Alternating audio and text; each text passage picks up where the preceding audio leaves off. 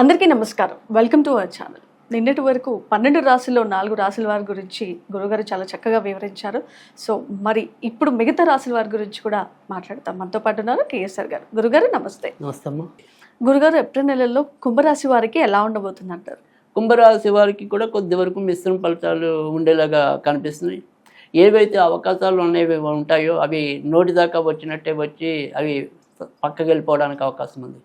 అలాగే లేదు, వీరు ఏదైనా సరే అమ్మకానికి పెట్టారు, ఒక వాహనం అవ్వచ్చు, ఒక ఇల్లు అవ్వచ్చు, ఒక స్థలం అవ్వచ్చు, ఏదైనప్పటికీ కూడా దానికి బేరం ఎప్పటికప్పుడు కుదిరేదాకా వస్తూ ఉండటం, కానీ చివరి నిమిషంలో ఏదో విధంగా అది వాయిదా పడటం. సో ఆ రకంగా వీళ్ళు ఏదో పలానా దాని మీద దాన్ని ఇన్వెస్ట్ చేద్దాం అనుకుంటే ఆ కోరికగానే ఉండిపోవటం అనేది లేదు. ఒక గృహ నిర్మాణం మొదలెట్టేసాం, అది ముందుకెళ్ళడానికి ఎప్పటికప్పుడు ఏదో సర్దుబాటు అవుతుంది. ఒక లోన్ కానీ ఏదైనా అనుకుంటే అది ఏదో ఒక కారణాలతో అది ఆగుతూ ఉంటుంది. సో ఆ రకంగా ప్రతిదీ కూడా ఇబ్బందులతో, ఆలస్యాలు, ఆటంకాలతో ముందుకెళ్ళటం అనేది అయితే కనుక ప్రస్తుతం కుంభరాశి వారికి కనిపిస్తుంది. ముఖ్యంగా కుంభరాశి వారికి ఇప్పుడు ఏళ్ళనార్చన అనేది కూడా నడుస్తూ ఉంది.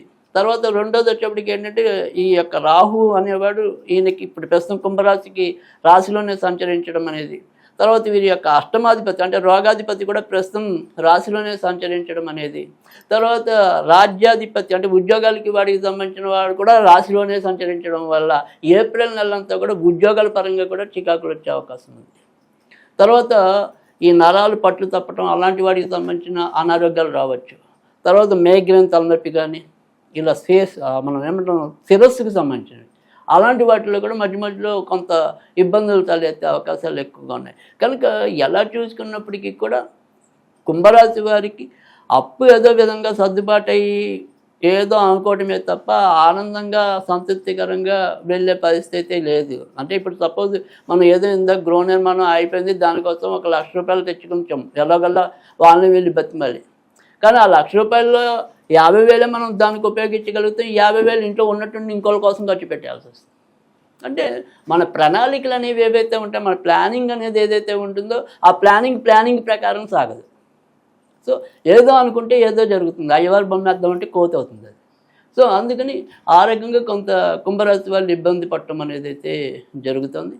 మరి కుంభరాశి వారికి ఈ ఆటంకాలు తొలగిపోవాలంటే ఎలాంటి పూజలు నిర్వహించవచ్చు, మరియు ఎలాంటి రత్నాన్ని ఉపయోగిస్తే మంచి ఫలితాలు ఉంటాయి? తప్పకుండా ఈ నెలంతా కూడా సాధ్యమైనంత వరకు కుంభరాశి వాళ్ళు అయితే కనుక ఎక్కువ శాతం అయితే కనుక వినాయకుడిని పూజించడం వల్ల వాళ్ళకుండా ఆలస్యాలు, ఆటంకాలు, విఘ్నాలు ఇలాంటివన్నీ కూడా తొలగిపోయడానికి ఎక్కువ ఉంటుంది. కనుక పూజ అయితే కనుక వినాయకుడికి సంబంధించిన పూజలు చేసుకోవాలి. మరి రత్నం ఏది పెట్టుకుంటే మంచి జరుగుతుంది అనుకుంటే కనుక వజ్రం అనేది అయితే ఉంటుంది. ఒకవేళ వజ్రం మనం ఇన్వెస్ట్ చేయలేము అనుకుంటే కనుక జర్కాన్ అనేది ఉంటుంది.